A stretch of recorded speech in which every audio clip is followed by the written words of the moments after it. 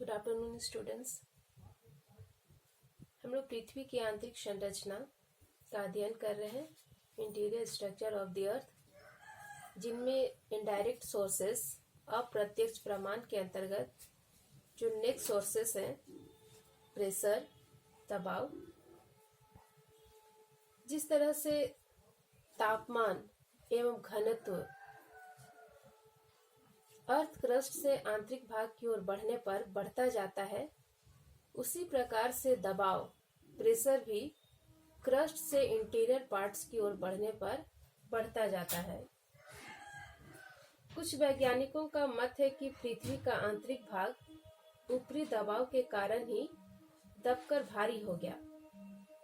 जैसे जैसे हम पृथ्वी के आंतरिक भाग की ओर प्रवेश करते हैं, ऊपरी चट्टानों का दबाव बढ़ता जाता है और ऊपर की जो चट्टानें हैं, आंतरिक चट्टानों पर दबाव डालती है, जिससे उनका घनत्व बढ़ा देती है।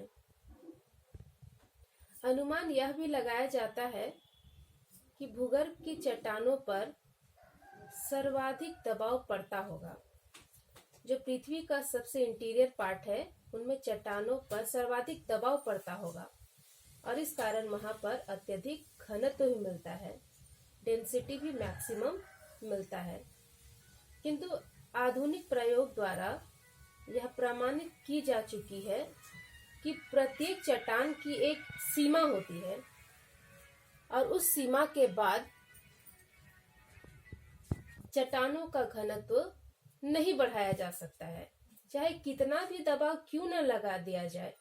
एक सीमा के बाद, एक लिमिट्स के बाद चट्टान में घनत्व को नहीं बढ़ाया जा सकता है। तो इससे यह रिजल्ट निकलता है कि यदि पृथ्वी के भीतरी भाग, जो आंतरिक भाग है, उनका अधिक घनत्व अधिक दबाव के कारण नहीं है, बल्कि यह स्वयं जो है अधिक घनत्व वाले पदार्थ से ही बना हुआ है।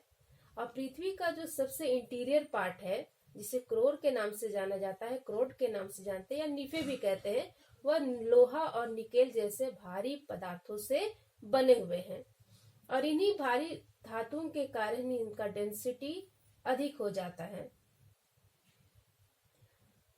और इन दो पदार्थ धातुओं के कारण ही, लोहा और निकेल पदार्थ के मिलने के कारण ही पृथ्वी का जो आंतरिक भाग है, पृथ्वी का जो आंतरिक संरचना है, वहां पर चुंबकीय दशा भी प्रमाणित होती है। यहाँ पर वेरी शॉर्ट में मैं एक बार एक्सप्लेन करती हूँ, अब ध्यान देंगे।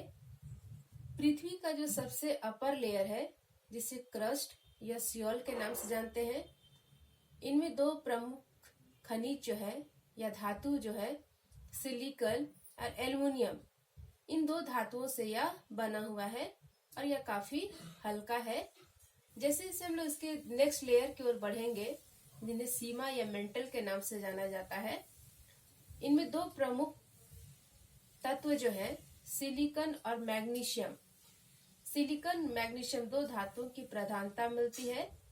नेक्स्ट जो थर्ड लेयर है पृथ्वी का जो आंतरिक भाग है, इनमें निकेल और लोहा दो प्रमुख धातु मिलते हैं और इन्हीं के कारण पृथ्वी का जो सबसे आंतरिक भाग है, इसका घनत्व भी बढ़ जाता है और हम कह सकते हैं कि पृथ्वी के क्रस्ट से, अपर लेयर से आंतरिक भाग की ओर बढ़ने पर घनत्व में भी वृद्धि हो रही है, तापमान में भी वृद्धि हो रही है और इसी प्रकार से दबाव में भी वृद्धि हो रही है।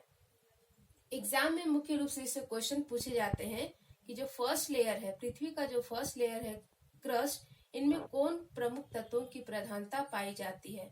आंसर आपको लिखना है सिलिकॉन एंड एल्युमिनियम।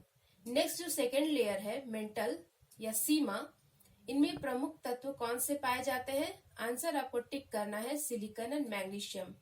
इसी प्रकार पृथ्वी का जो सबसे आंतरिक भाग है, क्रोड या कोर या निफे, यहाँ पर किन प्रमुख तत्वों की प्रधानता मिलती है। आंसर आपको लिखना है निफे और फेरियम, निकेल एवं फेरियम, निकेल और लोहा दो प्रमुख तत्वों की प्रधानता मिलती है। Like density and temperature, pressure also increase with the increase in depth inside the earth. This may be due to the overlaying layers or the presence of heavier materials at the core of the earth. It is estimated that the pressure at the center of the earth is about 3,500 kilobars. It is due to high pressure inside the earth that volcanic eruptions take place and tectonic forces are at work. आंतरिक भाग में अधिक pressures का प्रमुख कारण volcanic eruptions एवं विवर्तनिकी क्रिया को भी माना गया है। नेक्स्ट जो सबसे इम्पोर्टेंट है अर्थक्वेक वेव्स, भूकंपीय तरंगे। भूकंपीय तरंगों के द्वारा पृथ्वी की संरचना को किस प्रकार से एक्सप्लेन किया गया है, इसका अध्ययन हम लोग नेक्स्ट वीडियो में करेंगे। Thank you.